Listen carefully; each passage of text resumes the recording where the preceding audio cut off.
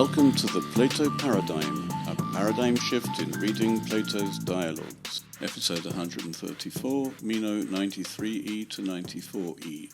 Socrates had claimed that Meno was looking for someone who could teach him the arete virtue, which basically Anytus himself had.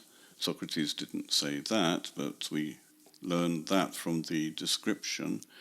And Anytus had said that Meno could go to any decent Athenian citizen in order to acquire that sort of arete, or at least become better. In order to examine that claim, Socrates began to look at the behavior of Themistocles, who all Athenians of his time now would agree was one of the greatest of the Athenians, and therefore must have had the arete, which Anytus is talking about.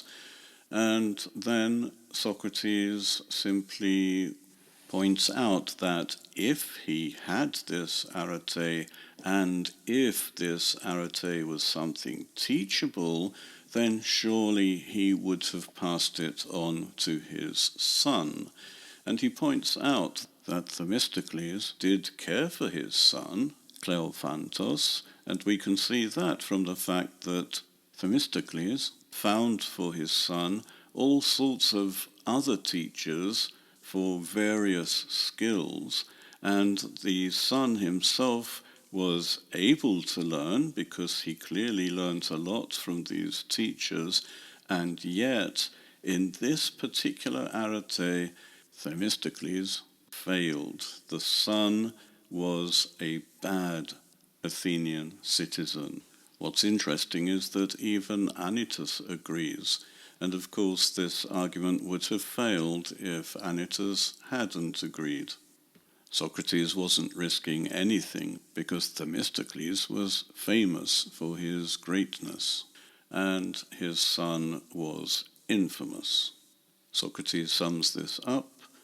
Houtos men deisoi toiutos didaskalos aretes, hon kai su homologes entois aristonton proteron enai. This man then for you was such a teacher of virtue, whom even you agree was the best among those of former people. So Socrates is pointing out to Anytus that here's your teacher of virtue. You claim that any decent Athenian citizen can be a teacher of virtue, and yet Themistocles of all people wasn't a teacher of virtue. Allon dedes gepsometha. But let's investigate another one. One of Socrates' methods is called induction, and he simply looks at a few cases before determining a conclusion based on all of those examples. To take one example is merely anecdotal, but to use several examples is supposedly philosophical, if not scientific. Aristiden ton lysimachu, touton ou homologes agathon gegonenai, ego ge pantos depu. Aristides, the son of Lysimachus, or do you not agree that he came to be a good person? I do indeed, absolutely. Aristides is another statesman contemporary with Themistocles, and like him, he was ostracized from Athens. He was sent into exile. But he had a reputation for being incorruptible. This doesn't mean he was a great statesman, but at least he was honest. As Socrates describes him in this question, he was good, a good person. And crucially, Anytus again agrees with him. Arete, or virtue, is the characteristic of a good person. Uk un kai hutos ton huon ton hautu lysimachon, Hossamen didaskalon echeto kalista Athenaion epaiduse, andra de beltio dokesoi hotuun pepoiekenai, tuto garpu kai sungegonas kai horas hoios estin. Well then, in as many subjects as there were teachers, he educated his son, Lysimachus, most finely of the Athenians. But does he seem to you to have made him a better man of anything at all? For you must have met him, and you can see what sort of person he is. Anytus doesn't react, but this only demonstrates that he agrees that Lysimachus hasn't amounted to anything as an Athenian citizen. Socrates carries on with another example. Edibule Periclea, hutos megaloprepos sophon andra, ois hoti duo hues ethrepse paralon kai xanthipon. Egoge, if you want, Pericles, so magnificently a wise man. You know that he brought up two sons, Paralos and Xanthippus. I do indeed.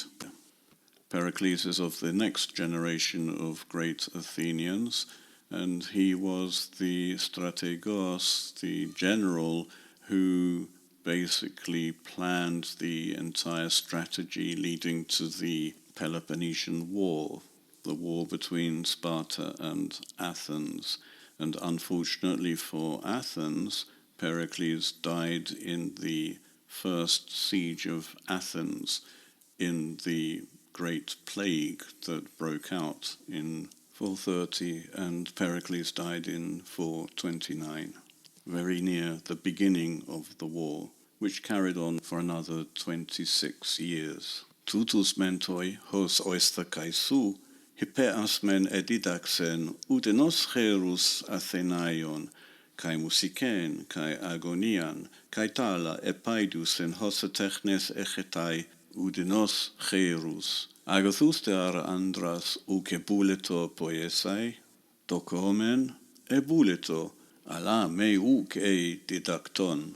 As even you know, he taught these to be horsemen worse than no one of the Athenians, and he educated them in music and competition, and in as many of the other things as have a techne, to be worse than nobody else. So didn't he want to make them good men? I think he wanted to, except where something was unteachable. Anytus doesn't react here, and Socrates sums up what he's been doing and adds yet another example. Hinedede oligus oie kaitus faulotatus Athenaion adunatus gegonenai tutoto pragma, enthumethe ti hoti Thucydides au duo hues ethrepsen melesian kai Stephanon, kai tutus epaidusen tate alla iu kai epailasan kalista Athenaion, ton mengar xanthia edoke tonte Eudoro, hutoide pu edocun ton tote calista palaien eu memnesai, egoge akoe.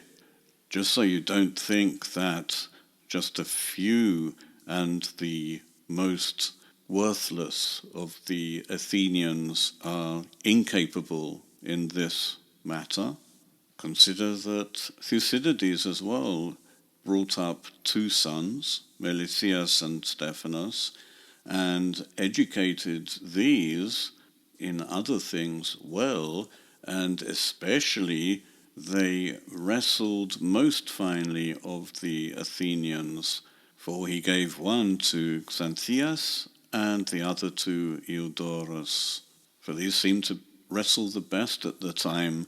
Or don't you remember? I do indeed. By rumour. Yet again we have a father who teaches his sons in as many subjects as possible, in other words, the subjects where there are teachers, And this time Socrates picks out one of the most useless subjects, wrestling, and even mentions the teachers, Xanthias and Eudorus, who were considered at the time to be the best at wrestling. In other words, they taught the arete which they had. The teachers were themselves good at wrestling. They have the arete, the virtue of wrestling, and they were able to pass this arete to their students. Anytus pretends to be above wrestling by saying that he has heard about this, which means he doesn't actually see these people wrestling. He doesn't care about wrestling as such. The corollary is that Socrates does care about young people and what they do and who their teachers are. Ukun delon hoti hutos ukan pote, humen ede dapanomenon didasken, tautemene didaxe tus paidas tus hautu, hudeuden ede analosanta agathus andras poiesai, tauta deuk edidaxen, edidactonen, alagar isos ho Thucydides faulos en, kai uke esan auto plestoi philoi Athenaion kaiton sumachon.